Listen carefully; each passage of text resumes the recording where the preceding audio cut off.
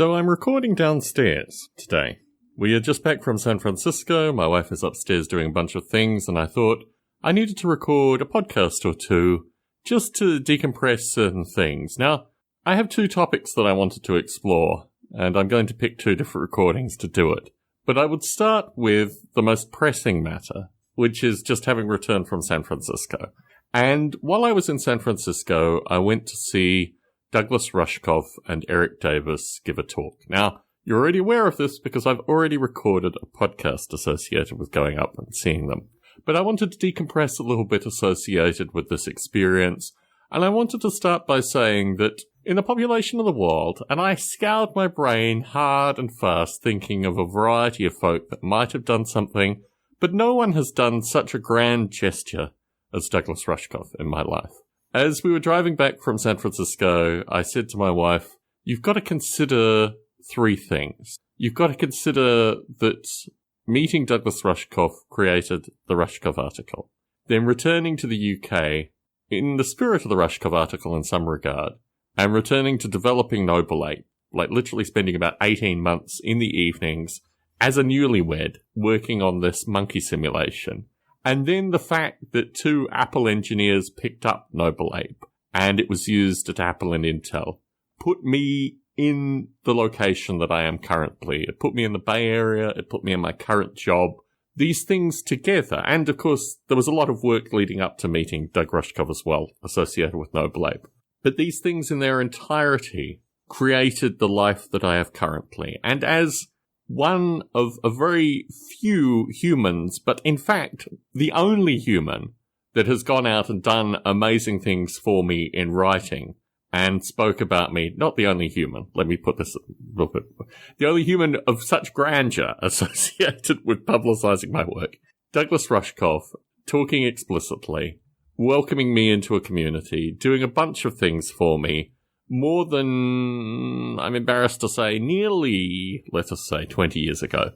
Untouchable associated with where I am currently. So any preface associated with going and seeing Douglas Rushkoff speak has to be put in the context of the fact that this man has done more for me than anyone I can think of, and probably actually more for me than anyone that I have known in the broader world. Even family members, even a variety of folk. I mean, in terms of the people that I have known and met, none of them have come up to bat for me again and again like Douglas Rushkoff has done. And I need to put that out there to start this thing. I went up to listen to a recording of Douglas's podcast, Team Human. Now, I had appeared on a previous Doug Rushkoff podcast that I cannot find. But I recall creating some audio and providing some audio, and Doug played it on his podcast before Team Human. I am not a listener to Team Human, and I'm not a listener to Team Human for a variety of factors, but the most pervasive one that I find really, really grating, which is why I don't listen to it, is associated with the narrative of the Democratic Party being the better of two evils, but really being the only kind of conscious party that exists out there. And Doug Rushkoff has spent time with Al Gore. I don't have a lot of positive things to say about Al Gore. In fact, I have no positive things to say about Al Gore. I believe that Al Gore of the population is indelibly responsible for the 8 years of George Bush the son. And that whole thing, the whole notion that the Democratic Party is the party of the intelligentsia, the happy intelligentsia, and all this other crap, basically alienated me from Team Human as a podcast. A few other things alienated me from it, but that was a defining point where I realized this isn't a podcast for me. So in that spectrum, I went to the talk that Doug and Eric and others gave with some degree of apprehension. I also have a very curious, and I didn't even realize it was curious until I actually went there. To be in his presence, I now realize I have a curious relationship with Eric Davis, which to my knowledge makes no appreciable sense, but could relate to two factors. The first factor, well, maybe three factors. Let me give you two factors initially, and then maybe a third. The first two factors are associated with the people that I have historically associated myself with, that Eric Davis also associates himself with, this whole 1 degree of separation thing, where things didn't really work out. And allow me to take a step back here as I have a slightly longer format to actually explore these issues. The first is with a gentleman called Lorenzo Haggerty. Now, if you take your mind back, Bruce Damer and I have had a long-standing friendship. And as long as I've known Bruce Damer, Bruce has also known Lorenzo Haggerty. And Lorenzo was one of the people who were instrumental to Bruce that he should come out as a psychonaut, as opposed to a technologist, or maybe a technologist psychonaut, which kind of created Dr. Bruce as it is currently. Lorenzo and I had a pretty good working relationship. I've recorded audio for Lorenzo periodically, and I've kept in contact with him. And I thought we were pretty good friends until... and, of course, Heronstone has to come into this. Battling septuagenarians are really a dangerous thing. But until Heronstone and I recorded a podcast, and Lorenzo used this audio but didn't credit Heron, and then even more curiously has expunged Heron from his site, but has not expunged me. So the incident with Lorenzo Haggerty, which was a protracted thing and actually genuinely upsetting, means that I'm not connected with Lorenzo Haggerty anymore, but moreover, I'm not really connected with any of that thing. It's all very curious. We have a few mutual connections. I remain friends with Bruce, obviously. I remain friends with an author called Matt Pallamary, who is an existence out there that I like to maintain contact with, and a few other people that we've historically worked with. But I know I'm not going to be producing audio for Lorenzo going forward. But moreover, I thought Lorenzo was retiring, and I actually looked up last night after meeting up with Eric Davis, and apparently Lorenzo's still producing podcasts. Then we have the other character, who also, I know a few listeners to this particular recording also listen to his work, and that is, I can't even think of his name, Kevin O'Connor, who's known as KMO. But I always referred to him as Kevin O'Connor because I thought the pseudonym was ridiculous, and Now, he and I had I don't know what one would call it, a tepid relationship, let's put it that way. Because I would call him Kevin O'Connor, and I was not going to, on any of my podcast recordings, refer to him as KMO, and he got kind of aggravated about that once, and then I referred to him as KMO in a podcast, and I don't know, I mean, when we appeared on Eric Davis's podcast, I talked to both of them associated with the notion of pseudonyms and how strange this whole thing was. Anyway, Ian and I put money into a Kickstarter for him. I hosted him at Netflix. So I just got sick of it. I got sick of the format. I thought, this thing has reach. It has something which probably should give to a community. Some of it came through the incidental folk that I encountered through appearing on his podcast, the 9/11 Truthers and this kind of stuff. But basically it was that he had sympathies to the 9/11 Truthers. He had sympathies to a variety of different quarters that just fundamentally weren't my people. And I think this whole not my people thing is something that I've come towards maybe later in life. Maybe I've realized what I do in some defined sense versus what these other folk do.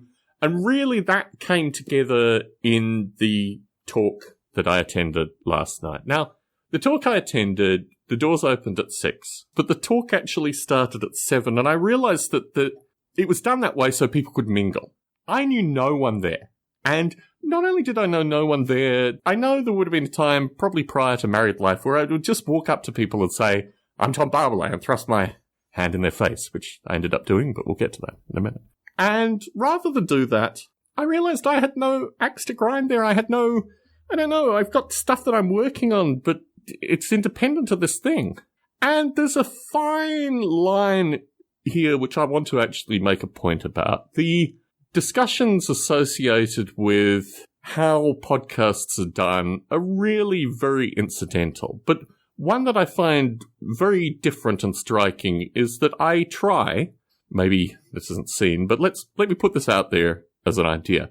I try not to speak from authority. I try not to talk down to an audience. What I'm interested in doing is talking to an audience like they're friends in some regard. Like I could have a meal in their house. And in fact, one of the greatest joys I've had from recording these podcasts, one of the reasons I have no interest in sponsorship and all this other strange stuff in terms of just the community, is the notion that I'm talking to friends, and what I'm doing is putting ideas out that other folk in a community can come back and say, hey, Tom Barbalet, you're going to be in London, you're going to be in Adelaide, you're going to be in such and such a place, or I'm coming through the South Bay area, which few people ever do. But, these kind of things where listeners could reach back to me potentially, and certainly through Model Rail Radio and Biota and these podcasts that I've done historically, and also through listener feedback, what I like to do is cultivate a community. And it's not a community where I sit on a stage and talk down to people.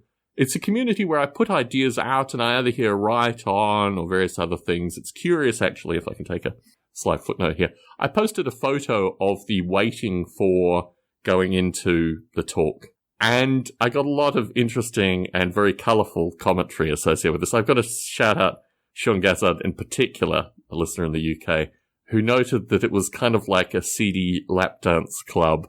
And I had thought of it more like a early high school, formal dance, where I was just sitting on the edge quite literally. When the attractive young things walked towards me, I realized they were actually going to use the ATM, which I was standing beside, not actually coming to talk to me. And I don't think I'm visually identifiable. I've put no effort into publicizing myself in the past 15 years, which is one of the reasons that getting a publicist is going to be such an interesting thing. And so if I was in a post-publicist thing, if there were already articles being written and stuff like that associated with my work, I might have been more aggressive associated with shaking people's hands and just introducing myself. But I wanted to experience it more like a punter, to use an English term. So we went into the talk and I picked the furthest row to sit. It wasn't, I don't know how many people were there, maybe 40, I don't know, give or take. So I picked a corner seat, and Douglas actually came round to do his preparation, so I decided I'd approach him at this stage. Now, he'd already, to be frank, he and Eric Davis had already been in there. I'd already walked up to the kind of bar, looked at Eric Davis, smiled, like, hey, you might know me, maybe you don't know what my face looks like, who knows. But there'd be no interaction there. So I walked up to Douglas, he immediately, gave me a hug, I gave him a hug. And we proceeded, because we only had about 3 minutes to talk about what was most important to Douglas, which was, had I had children? And what steps was I going about to having children? And when would this thing actually happen? And at this point, Eric Davis came around, and Eric didn't introduce himself to me. It was very curious and standoffish. And what was clear was that I knew Douglas for a long period of time. We were talking about very intimate things associated with my life and Douglas's life. And Eric Davis kind of swooned in. And after about, 2 minutes, I put my hand out and I said, I'm Tom Barbalet, pleased to meet you. And then I said, we did a podcast a few years ago. It was 5 years ago. So, I said, we also went to a Grateful Dead concert because we'd also corresponded about that. I thought to myself, is this a case where Eric Davis just doesn't have a clue who I am? Or is it a case where somehow through some connection, Eric Davis has become offended through this? I suspect also I might have given him a copy of my book, Field of Chaos, which I'm increasingly thinking is the book that no one has ever read. I think I need to think of it in that light. I've given it away as gifts, but the notion that someone has actually come to the end of Field of Chaos, concluded their reading of Field of Chaos, and has a sense of, this is Field of Chaos, this is Tom Barbalet. There's a remarkably high correlation currently based on the lack of communication I've had from people that have read Field of Chaos, which indicates that people that have been to mental health facilities have also read Field of Chaos. So if any of you out there in podcast land are thinking, how can I do something interesting to support this podcast and support Tom? Buying a copy of Field of Chaos, relatively cheap on the open market, particularly the secondhand bookstores, but also through Amazon, remarkably cheap. I get virtually nothing from that. I think I get 50 cents or less, if that. So it's not a financial thing, and you need to earn money because it's a capitalist thing. They won't allow you not to earn any money through it. But at the same point, to actually finish reading Field of Chaos, I think the current version is only... It's under 200 pages. It's probably in the 150 odd pages. It's not a very thick book. But to actually have concluded Field of Chaos puts you in a different stead. And I sent him a copy of Field of Chaos, and I'm wondering, I think I sent him a copy of Field of Chaos. I'm pretty sure I might have. Maybe a digital version. And I thought in the back of my mind, maybe that's how I offended him.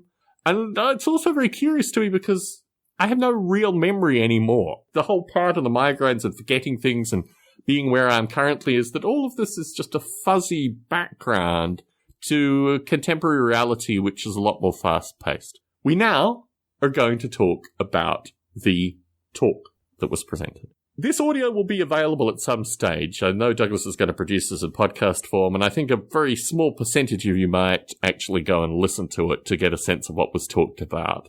The start of it was Douglas preaching. Literally in front of a lectern with a microphone and written notes. And some of what he said was verbatim from the article he wrote about me 20 years ago. it was really quite surreal, the little sections. Now, it could just be that these little sections exist. And the thing that I'm always sensitive to, which I've noticed in the past, or I knew when I knew Douglas, was that there are maybe 2 or 3 dozen folk like me that he's written articles on historically. And through the talk, there were 2 points where he paused and actively identified there were 2 people in the audience. So I'm not alone. And when I spent time with him, I realized that there was almost a formulaic way that he would just pick these people out and throw them into the soup through writing about them. And so I was mindful that I was probably there with half a dozen other folk like that, maybe the entire audience, who knows. But once he had done his sermon, he sat down initially with a woman who creates performance art apps associated with how we look at following and also how we look at kind of collectively farming identity. One of the examples that she gave, which reminded me immediately of Brandon DiCamello's work, and also there are tens of thousands of examples of this previously, is that she went on a date that she live streamed and then took feedback from what she referred to as Amazon Turks, which I've never heard before, but must be some crowdsourcing or an Amazon viewer that you pay to view stuff and give feedback. And she talked about the difference between men and women providing feedback and these kind of things. I mean, she was genuinely interesting. At the end of the talk, I kind of half-heartedly walked towards her in order to introduce myself, particularly because she talked about simulation in a somewhat naive fashion. But she was being huddled by a group of people that were very eager to have their stuff heard. So, I don't know. By the end of the talk, I was just at the end of the talk, and it was clear that I probably wasn't going to have another conversation with Douglas. The second speaker was Eric Davis. And Eric Davis did all this performance stuff, and there was a lot of neo-Luddite stuff, which I find really very curious. This notion that simulations will never be humans, and what make humans humans is all this other stuff, and this whole notion that simulations are wrong because of the things that you can list, which also came in Douglas's introduction. There were a few curious psychedelic jokes. There were some Terence McKenna jokes, you know, the usual kind of stuff. Eric did redeem himself at the end by talking about how podcasts create a community. Obviously, Eric has a podcast as well. I appeared on his podcast. It's very, well, it was at the time a very formal podcast. You had to like call into a number so you were on a telephone and all these other kinds of things. I don't know. I haven't listened to it since. Maybe he's embraced Skype. After that was a woman who created the space that we were talking in, or at least paid the fire permits or whatever.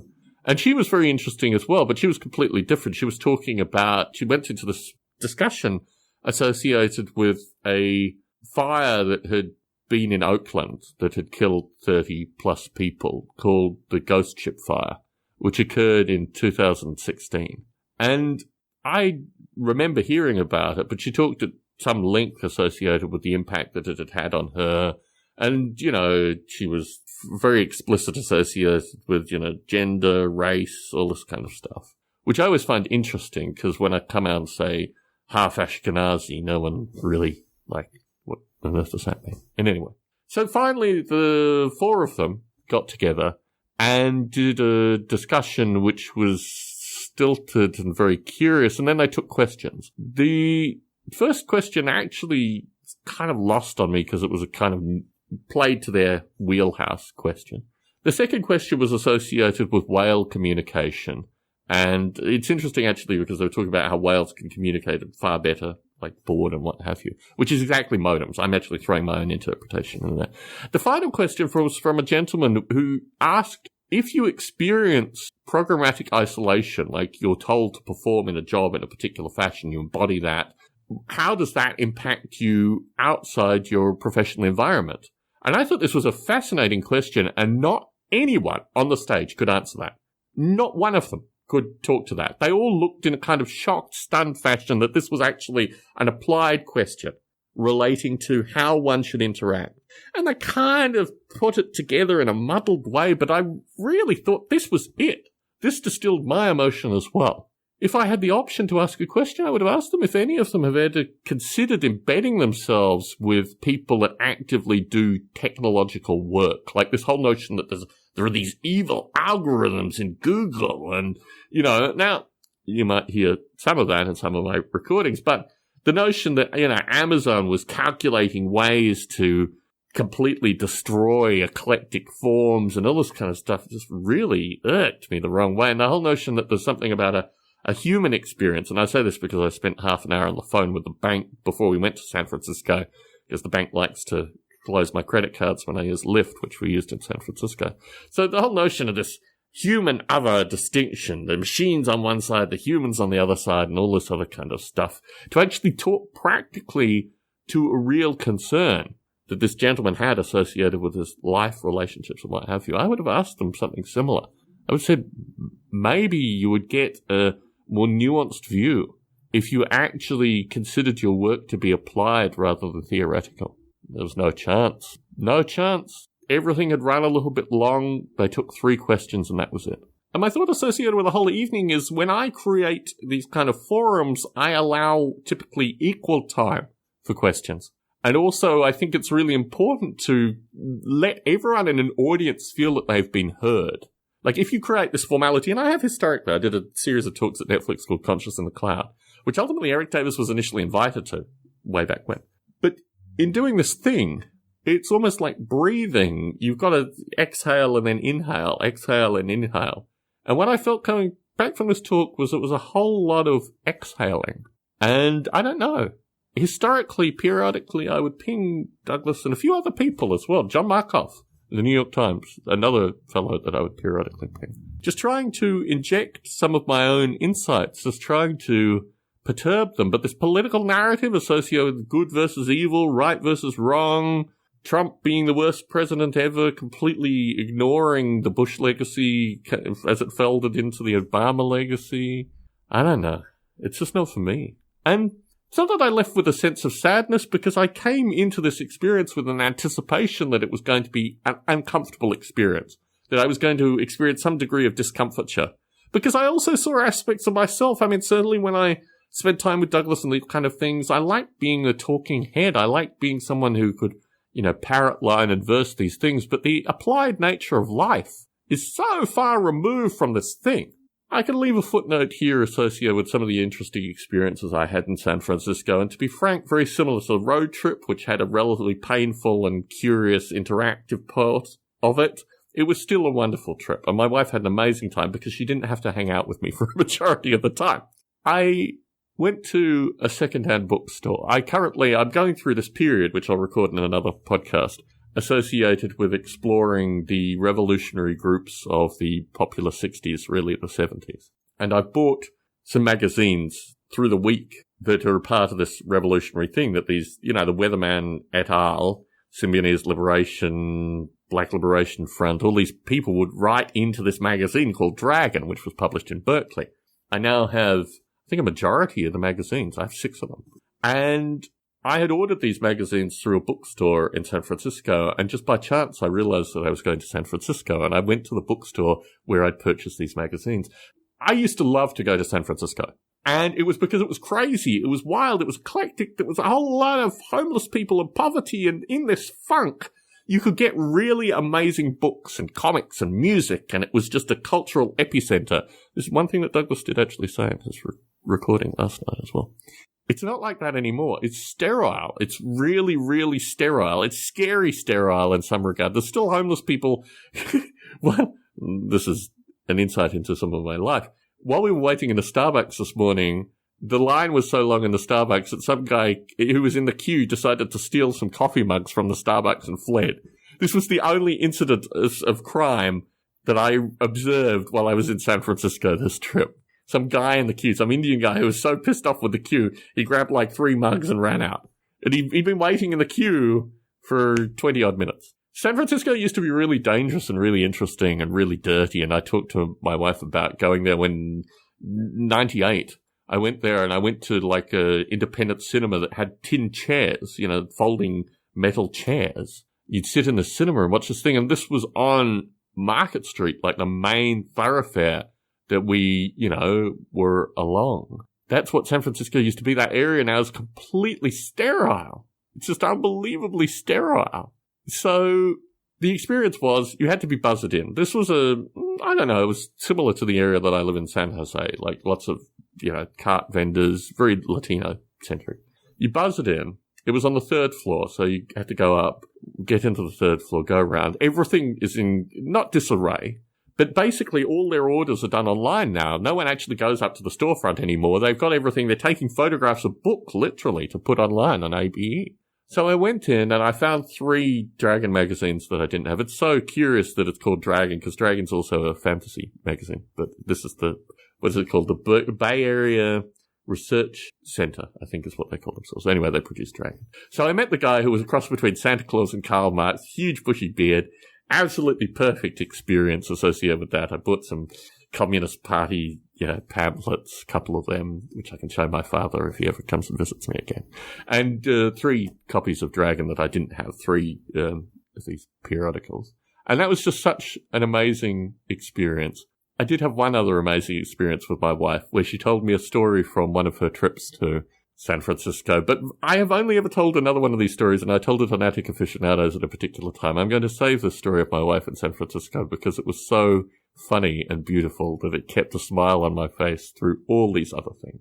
It made me realize, actually, at the end of the talk, when the talk was over, I needed to go back and spend time with my wife. You got to spend time with the people that really are on your level and care about you in some regard. And sadly, it wasn't at Douglas's talk. I also came to a realization, if I conclude with this footnote, that my podcasting room is an homage to San Francisco, the old San Francisco, the San Francisco I liked. It reminds me very similar to a YMCA room that I stayed in San Francisco one time. And now I've realized that visually and consciously, having come from San Francisco, come back here, put my copies of Dragon magazine in my podcasting room, that little part of our house is an homage to what I remember of old San Francisco. But I'm not recording there today. I'm recording downstairs in order to allow my wife to potter upstairs.